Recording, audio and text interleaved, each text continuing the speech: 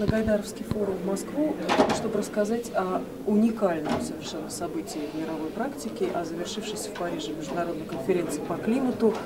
Что вы можете сказать, в чем ее роль в дальнейшей истории человечества? Merci de nous avoir invités d'abord. Je pense que la COP21, on peut considérer que c'est un succès. Спасибо за приглашение участвовать в этом форуме. Я хочу сказать, что, конечно, вот Парижский саммит — это не только подписание договора, соглашения. Это были разные встречи в разных форматах, в том числе и для предприятий. И это еще взаимосвязь с гражданским обществом, именно для того, чтобы все общество осознало необходимость сейчас принимать решения. À nouveau, une présentation pour le grand public pour montrer comment au quotidien on peut dès maintenant appliquer des solutions pour réduire les émissions de gaz à effet de serre.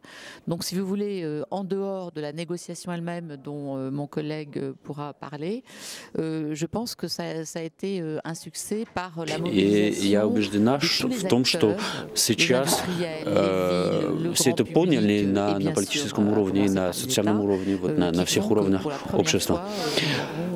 Un engagement universel pour lutter contre le changement climatique.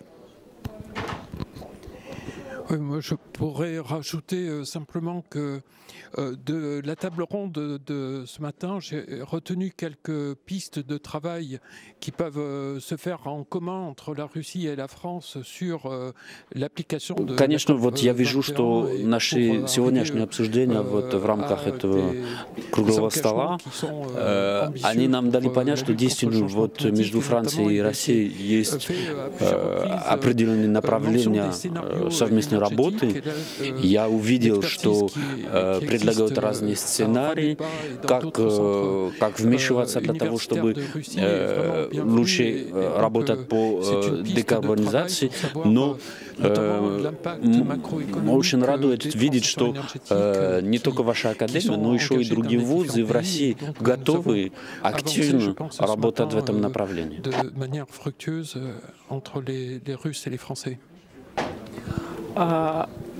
Экология становится сейчас очень популярной профессией, много студентов идет учиться. Как вы думаете, в чем главное призвание, что ли, экологов? Это просвещение или какие-то конкретные дела, которые вы делаете там совместно, не знаю, с правительством или с бизнесом? В чем заключается ваша работа? Déjà, je voudrais dire au préalable que l'ADEME et la France sont engagés, enfin la France et la Russie, pardon, sont engagés. Прежде чем ответить на ваш вопрос, я хочу подчеркнуть, что существует агентство между Францией и Россией, существует агентство, которое именно работает в сфере эффективности вот этих изменений, вот этих новых технологий. Это значит, что это уже что-то конкретно уже существует между нашими странами. А что касается студентов, я думаю, что прекрасно понимают студенты, что сейчас надо что-то изменить в нашу жизнь, да, потому что каждый человек хочет, чтобы качество жизни сохранилось и даже улучшилось, чтобы мы могли купаться в чистых озерах, пить нормальную воду, кушать нормальную еду, дышать чистый воздух и так далее. Et ensuite, je pense qu'ils ont compris que le changement climatique et la lutte contre le changement climatique en particulier, ce sont des opportunités. Des opportunités сознание идет на всех уровнях. И, конечно, студенты, я думаю, что они понимают, что есть возможность работать, конкретно найти рабочие места вот в этой сфере, потому что она касается их всех. J'ai pas grand-chose à rajouter, ce n'est que ça me fait penser qu'il y a dans la mise en œuvre de la COP 21 et des mesures qui suivront. Я думаю, что можно посмотреть этот вопрос еще с одной, с другой точки зрения. Это то, что конкретно вот развивающиеся страны пока не могут сами конкретно вот переходить на новые модели экономики и экологии. То есть реально для них это сложно, потому что они сильно зависят как раз от углекислых газов и от углерода вообще. Вот. Я думаю, что как раз именно студенты развитых стран могут сыграть роль в этом. То есть они могут как сказать, поддержать какие-то идеи, какие-то инновации для того, чтобы потом дальше их применять в этих развивающихся странах.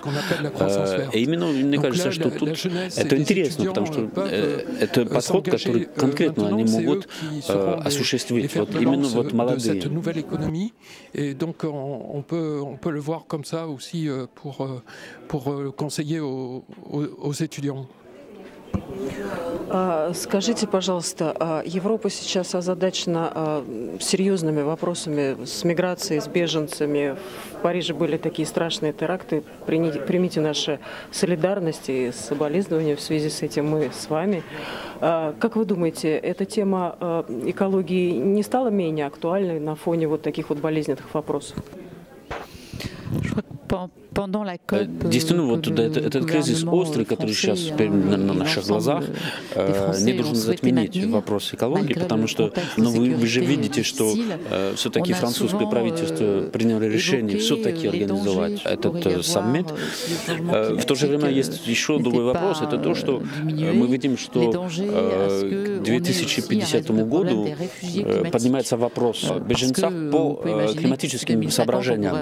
И вполне реально, что если мы не сможем изменить ситуацию с экологией в середине нашего века, вот уже 250 миллионов человек могут переселиться только по климатическим соображениям. И, конечно, мы не готовы к этому.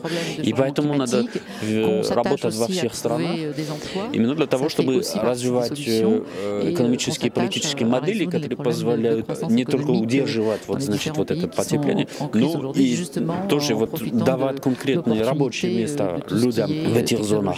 Но я думаю, что это касается всех стран. Juste un mot, les attentats qui se produisent et le terrorisme.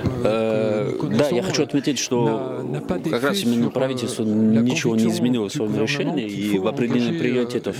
И это очень важно.